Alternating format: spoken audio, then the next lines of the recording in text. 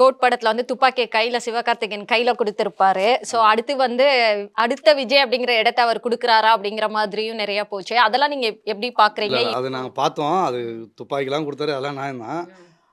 ஆனா, தளபதி இடத்தலாம் வந்து யாராலயும் பூர்த்தி பண்ண முடியாது. அந்த இடத்துக்குலாம் வர முடியாது. ஒருத்தர் ஒருத்தர் வந்து இப்ப பெருசா சொல்லியிருந்தாங்க. நாங்க தான்னு. அவரையே தளபதி வந்து புடிச்சுட்டாரு. இப்ப தளபதி இடத்த வந்து யாராலயும் இது பண்ண முடியாது. இந்த மாரி சிவகார்த்திகேயன் மாரி நாங்க 100 பேர பார்த்துருக்கோம். எங்க ஃபீல்ட்ல. ஓகே. சிவகார்த்திகேயன் இருக்கார்ல, எஸ்கே இருக்காரு. அவர மாரி நாங்க 100 பேர பார்த்துருக்கோம். எல்லா நடிகர்களும் விஜய் கிட்ட, தளபதி அண்ணன் கிட்ட வர முடியாதுங்க. அவ்வளோதான். நீங்க சொல்லுங்க. ஒரு ஃபீமேலா உங்களுடைய வெர்ஷன் எப்படி இருக்கு? அடுத்த விஜயா வந்து நம்ம சிவகார்த்திகேயன எதிர்பார்க்கலாமா? இல்ல வேற யாராவது தமிழ் சினிமால அப்படி இருக்காங்களா? ஒரே ஒரு தளபதி தான். ஒரே ஒரு தளபதி தான். கண்டிப்பா. நாங்க ஆக்சுவலா வந்து இப்ப ஜனநாயகன் ஃபர்ஸ்ட் லுக்குக்கு முன்னாடி நாங்க வந்து டிவி பார்க்குறதே விட்டுட்டோம். ஆமா. ஃபுல்லா வந்து அண்ணா அடுத்தது எந்த பரப்புரைக்கு போறாரு அப்படின்றது அந்த அந்த ஃபோக்கஸ் தான் இருந்தது. ஃபர்ஸ்ட் லுக் வந்தது, பார்த்தோம். ஓகே, பார்த்துட்டு அடுத்தது எங்கே போறாரு அப்படின்றத மாதிரி தான் இருந்தது.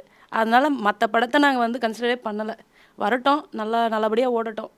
ஆனால் அண்ணா கூட அண்ணா மட்டும்தான், வேற யாரையும் கம்பேர் பண்ண முடியாது.